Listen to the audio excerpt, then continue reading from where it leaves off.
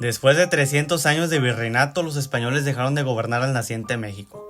De derrumbar un imperio para establecer otro imperio con la misma sangre española, Agustín de Iturbide se proclama emperador y con ello hereda de la Nueva España un territorio inmenso, gigante, desde las costas más septentrionales de California hasta las costas más escondidas en Costa Rica, semidesiertos en su interior y desiertos al norte, grandes planicies al este y bahías profundas al oeste, selvas indomables al sur y dos penínsulas en cada extremo. No más porque el imperio quedó en escasos recursos, si no Cuba y las Filipinas formarían parte del imperio mexicano, pero pues no se podían solventar gastos. El territorio del antiguo virreinato se transformó de extremo a extremo con notables cambios. Se declara imperio que solo dura un santiamén.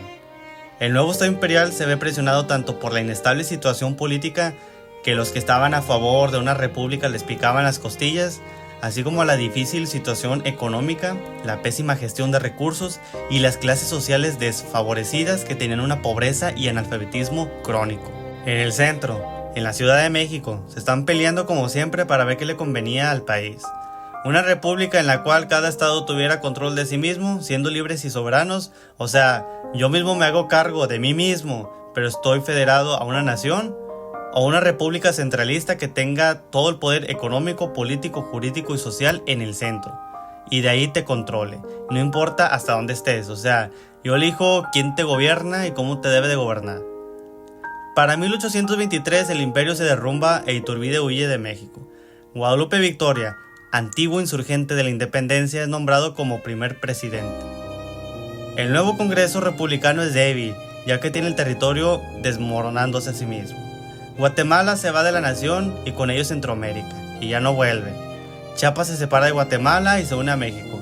Oaxaca, Puebla y varios estados duran de estar en la nación o ser países independientes. En 1824 surge la Constitución Federal que pone en orden, satisface los estados de ya aplácate.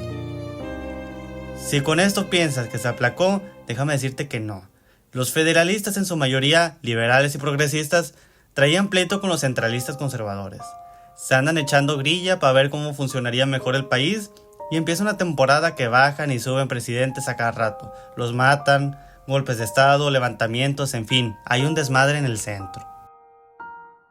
En 1830 llega un centralista al poder, Anastasio Bustamante, conocido como Brutamante, para la raza, ¿verdad? Tendrá sus razones. ¿Pero qué creen? Para 1832 hay un levantamiento de los federales encabezados por Santa Anna. ¿No estuvo contento de quitar a Agustín de Iturbide del poder? Después de más de 10 años de régimen liberal, los conservadores tienen el poder. La Constitución de 1824 la mandan a chiflar el Mauser y elaboran una nueva conocida como las 7 leyes, con el pretexto que dizque era para acabar con esta larga crisis de violencia política que se ha estado viviendo. ¿Qué significa esto? Bueno, que todos los estados dejan de gobernarse por sí mismos y ahora el presidente escoge quién va a gobernar cada estado. Si bien no se tenían los recursos para que cada estado contara con un buen ejército, las milicias eran personas reclutadas que patrullaban las zonas, los ranchos y las veredas. No tenían en su mayoría una formación militar profesional ni armas o sustentos. En algunos casos, indígenas de arco y flecha se unían y con esto defendían algunas zonas. Descalzos y mal pagados, muchas de estas milicias se dedicaron a defender cada territorio, pero son eliminadas por Santa Anna.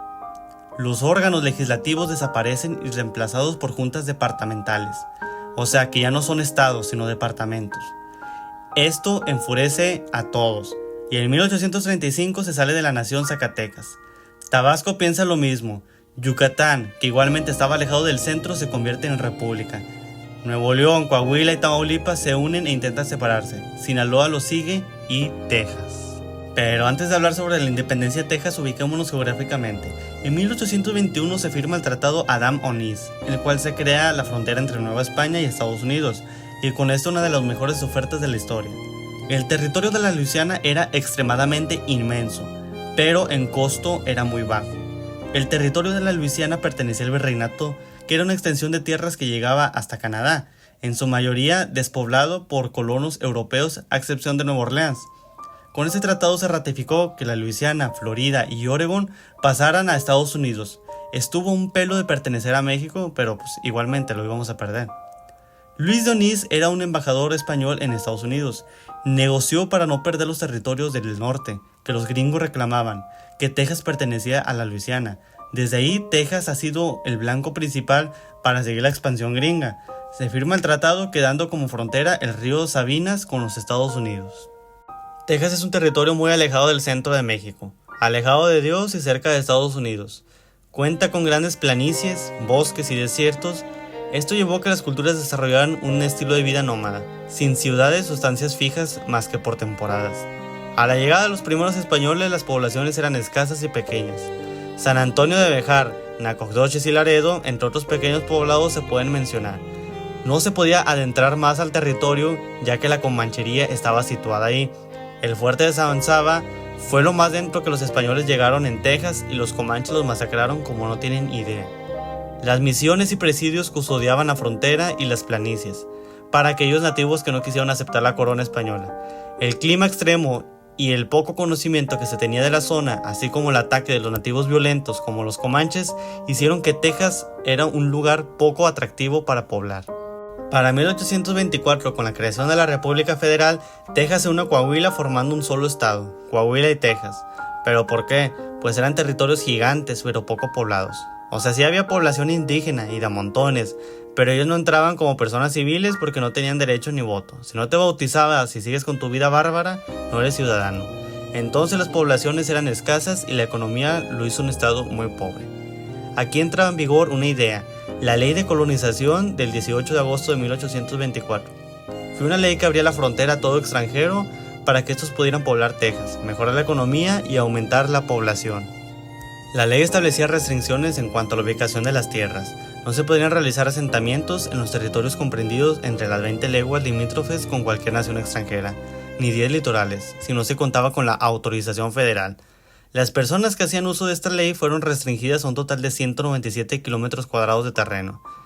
No exigía que los colonos fueran ciudadanos mexicanos, aunque se les dio preferencia en la concesión de tierras, y que fueran católicos, aunque para no violar la Constitución de 1824 debían serlo. Desde tiempo atrás, Texas ya era poblada por gringos inmigrantes, ya que no había frontera fija e incursionaban en el territorio inexplorado. Stephen Austin, un gringo nacido en Virginia, pidió permiso a la República Mexicana que renovaran la concesión para seguir construyendo un pueblo cerca del río Brazos, ya que su padre Mosés en 1820 tuvo permiso de la corona española para fundarlo, pero murió. Para 1825, logró juntar 300 familias para habitar dicha zona. Casos como se empezaron a fundar pequeños pueblos por todo Texas. Se otorgaron numerosas concesiones de tierra con las restricciones de que fueran católicos y no tuvieran esclavos. Díganme si hicieron caso. El traspaso de tierras a los gringos fue una realidad que nadie pudo detener. Con esto empezaron a llegar inmigrantes de a montón. Se desató una suma demográfica que llevaba 8 gringos por cada mexicano. Hasta aquí la dejamos. Nos quedamos con que el estado coahuilotejano tuvo una epidemia de gringos inmigrantes por su parte norteña. Si nos ponemos a pensar, las políticas de racismo que se viven actualmente hacia los inmigrantes mexicanos o latinos en Texas, pues no debería de existir. Digo, tú sí puedes llevar a tus familias a vivir de ilegales a un territorio, independizarlo, exiliar a los habitantes y exterminar a los nativos, pero no está permitido que vuelvan a entrar inmigrantes a tu nueva tierra prometida. Pues así fue y eso es la historia. Nos vemos hasta pronto.